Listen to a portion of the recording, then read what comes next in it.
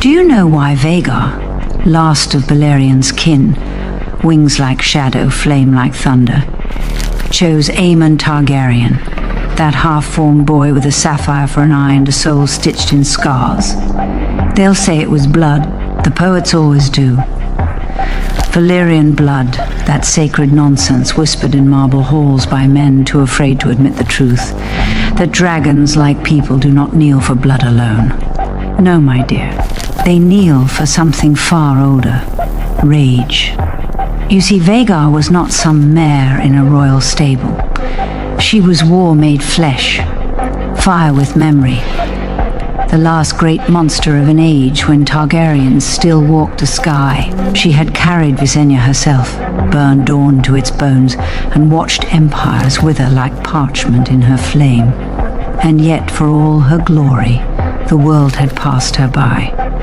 Younger dragons had risen, new names, new wars, all too small for her wingspan. She had grown old, they said, tired, forgotten, until him, Aemond, not the crown prince, not the golden child, a second son with one eye, no glory, and too much time to think. That is a dangerous combination, mind you. Rage with time to fester. He was raised among wolves and lions, always beneath someone's shadow, always reminded of what he was not. But Vhagar saw what he was. She smelled it on him. Not just the blood of old Valyria, but the heat of buried hatred. A fire left untended until it scorched. A child robbed of an eye and gifted a vision far crueler than sight. When he climbed her, it wasn't with fear. It was hunger. He didn't ask for her, he dared her. No reins, no saddle, just fury draped in the body of a boy.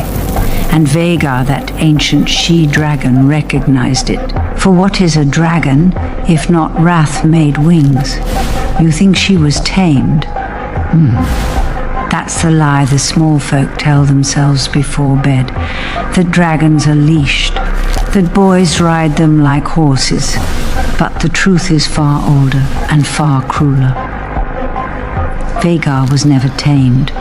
She simply chose. She chose him because he understood. She had lost the world she once ruled. He had lost the eye that saw his place in it. They were both relics, reminders that power, true power, is not given. It is taken, clawed, and bled for. Together, they did not fly, they hunted. When Vhagar took to the skies with Aemond on her back, the realm shivered. It was not just a prince rising. It was a memory returned, a ghost with teeth. And those who laughed at the one-eyed boy soon learned. He did not forget. Ask Lucerys Valerian. Ask Storm's End, soaked in sea and blood. Ask the river, where boy and dragon became torn mist. They'll tell you the war began with kings. But I know better.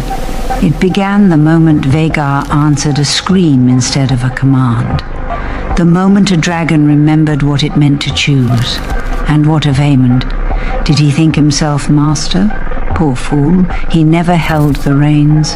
He simply shared the flame. In the end, that is all any of us can do.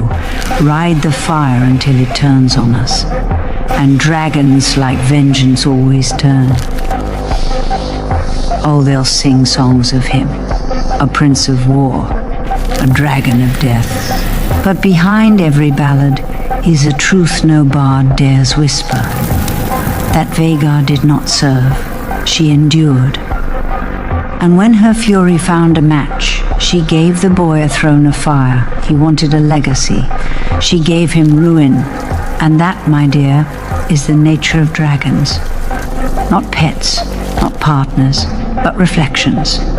She chose him because he was not a prince. He was a storm. And storms do not beg for crowns. They burn them. So let the children play with swords and dreams of conquest. Let kings rule for a decade and think themselves eternal. But when the dragons stir, the real ones, remember this, they do not choose the noble, they choose the mad. the scorned, the ones who are willing to watch the world burn, so long as it burns with them. And Vhagar, she found her match. Now, if you'll excuse me, I have gardens to tend to and fools to outlive. But if you'd rather keep watching boys pretend they rule fire, then by all means stay. And next time you hear wings above your roof, pray the dragon remembers mercy, because the boy never did. Now, my dear, if you've a taste for tales of dragons, vengeance, and the fools who think they can master them, you'll do as I say. Like this, subscribe, and stay close. The next story may well save your life, or at least make you clever enough to keep it.